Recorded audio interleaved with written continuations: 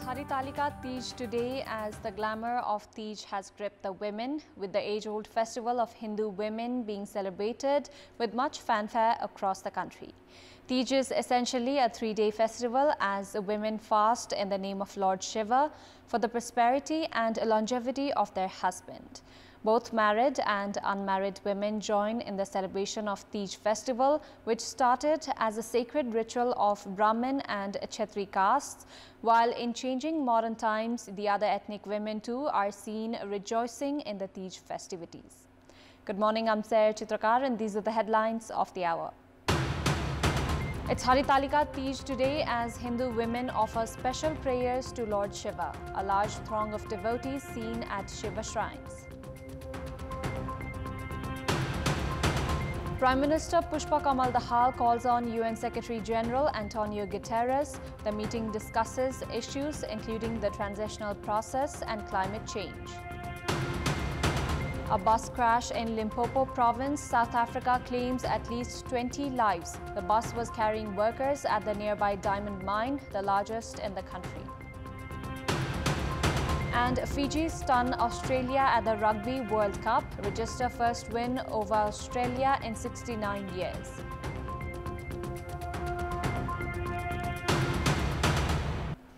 It is Haritalika Teej today. Hindu women are celebrating Teej by worshipping Lord Mahadev, singing songs and dancing that express the pain and pleasures of their life.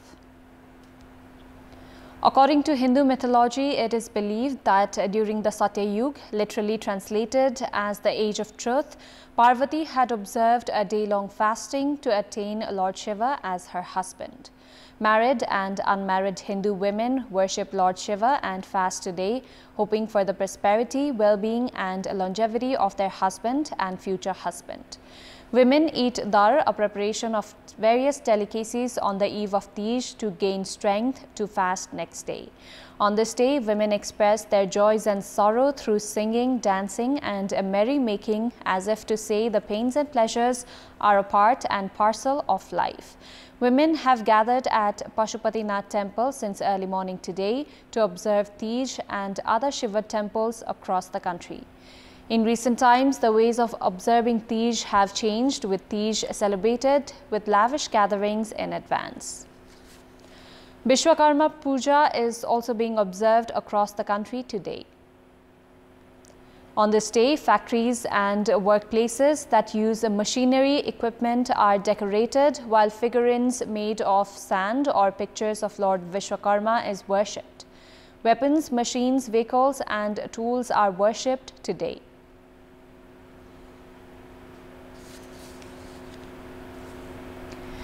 Prime Minister Pushpa Kamal Dahal, currently on a visit of the US, has called on United Nations Secretary General Antonio Guterres.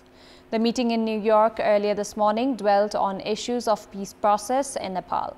The meeting also discussed issues including increasing bilateral cooperation on peace mission, impacts of climate change, sustainable development and agendas of developing nations. Prime Minister Dahal took to his X account, previously Twitter, to inform that the discussion also spoke about the development of Nepal and Nepal's role in the coming days. Premier Dahal had also said that the leadership in Nepal and the United Nations are both positive for a joint partnership and development activities. Meanwhile, Prime Minister Dahal has said that efforts are on to make voting provisions for Nepali nationals living abroad. Speaking to journalists in New York, he said that the Election Commission has already been notified in this regard. In another context, Premier Dahal said that he was ready to take up any possible measure to root out corruption in the country. Prime Minister Dahal had arrived in New York yesterday to participate at the UN General Assembly. He is scheduled to address the Assembly on Thursday, following which he will depart for China to attend the opening ceremony of Guangzhou Asian Games in China. The District Government Attorney Office filed a case at the Kathmandu District Court yesterday, making 29 alleged culprits as defendants in the 60-kilogram gold smuggling scandal. As per the report submitted by the CIB team of Nepal Police, the District Government Attorney Office had filed the case under 5 counts, seeking custody and fine. The case has been filed against 9 foreign nationals, including Dawa Chiring and Thupten Chiring, both of Chinese origin, and 20 Nepali nationals. The Public Prosecutor's Office has charged all the defendants under organized crime, along with slapping smuggling charges on 9 foreign nationals. Likewise, custody and fine have been sought against Chinese nationals who are also involved in the cryptocurrency transactions. Meanwhile, the Government Attorney Office has not filed any case against alleged culprits Pushpa Joshi, Kamal Pariyar, Sridhar Tandon, Rajan Kumar Shrestha, Ashok Lama and Naresh Tamang, which is against a CIB recommendation. As the CIB has claimed of 362 kilograms of smuggled gold, a collective fine of 3.5 billion rupees has been sought from the defendants. Time now for our segment, Public Pulse, where you text us with your opinion. Public Pulse. Here's the question: what should be done to control inflation? Your options are A. Policy level changes, B. Prioritize production, and C. Strict monitoring. Voting is on. Tap any WS, select your option A, B or C and send it to 34001 to share your opinion with us. An individual has been killed with a sharp weapon in Palpa last night. 24-year-old Sunil Khatri of Dobhan Ghodebas of Tino Rural Municipality was killed as he was attacked with a sharp weapon following scuffle during the Teej program. Police have said that the scuffle occurred as a group of people gathered at a house of a local resident for merrymaking after eating dal. The District Police Administration said that the incident occurred at around 30 minutes past midnight. Khatri, who had sustained severe injuries from the attack, was taken to Lumbini Provincial Hospital in Butwal. However, the doctors pronounced him dead. Locals have said that the scuffle between the men occurred while women were singing and dancing. Police have detained 4 men alleging them of Khatri's murder. In our Public Voice segment, today we have asked people in several provinces what their take is on halting every essential services by resorting to protest. Let's take a look at what they had to say.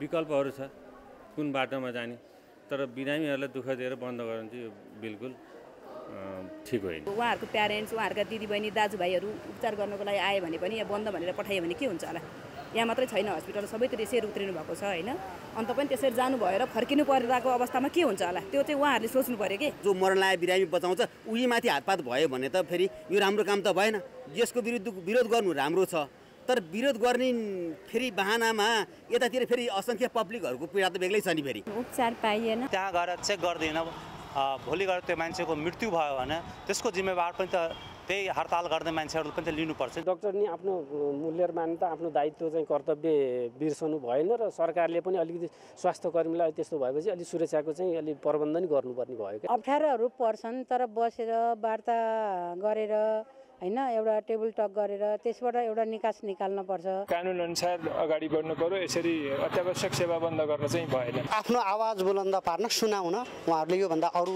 फरक किसिम पनि त हुन्छन् होला नि त ती किसिमहरु अपनाउनु म चाहिँ उपयुक्त ठान्छु फेरि टाढा टाढाको मान्छे गाउँको मान्छे पनि बिरामी पर्दा कता जान्छ उनीहरुको जीवनको सवाल हुन्छ नि यसरी बन्द नगरिकन बरु सम्झौतामा हैन त्यसरी चाहिँ यो गरे भए राम्रो हुन्थ्यो जबसम्म आन्दोलन गर्दैन तबसम्म मागको सम्बोधनै नगर्ने जुनसुकै कुरामा होस् अनि त्यही भएर नै अब आन्दोलन गरिसकेपछि चाहिँ मागको सम्बोधन हुन्छ भन्ने भएर नै होला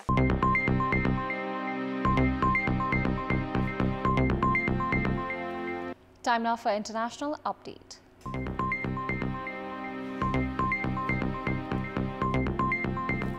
United Nations Secretary General Antonio Guterres said in a Twitter comment that annually the United Nations General Assembly convenes top leaders and high public officials, making it a memorable moment.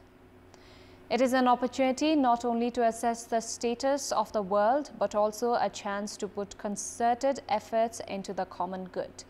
Guterres said that the world must implement global public policy. He urged governments, businesses, youth, activists and civil society members to think big and be mission-oriented to achieve global goals.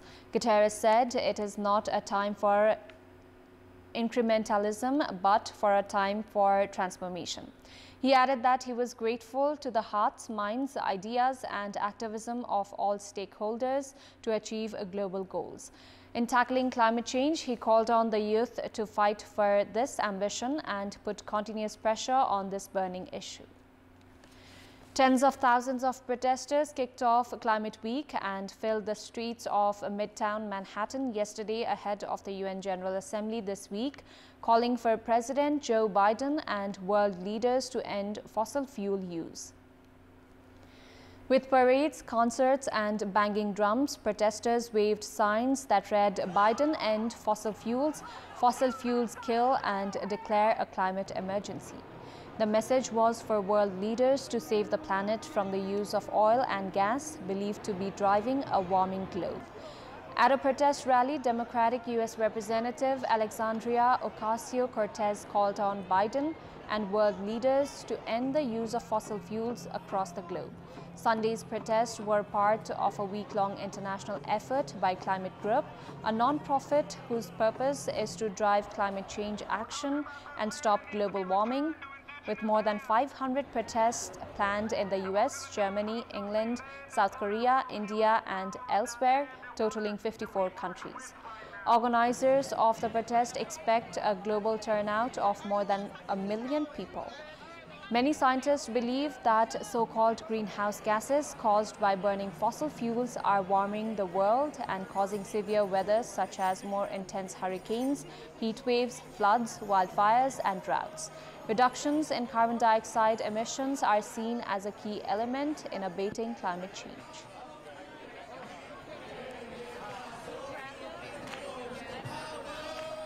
A bus crash in Limpopo province, South Africa has claimed at least 20 lives.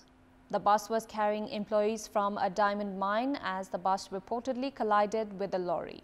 Spokesperson for the Department of Transport and Community Safety in Limpopo, Vongyani Chauke, said that the bus had been shuttling staff from the Venetia diamond mine operated by De Beers when it crashed.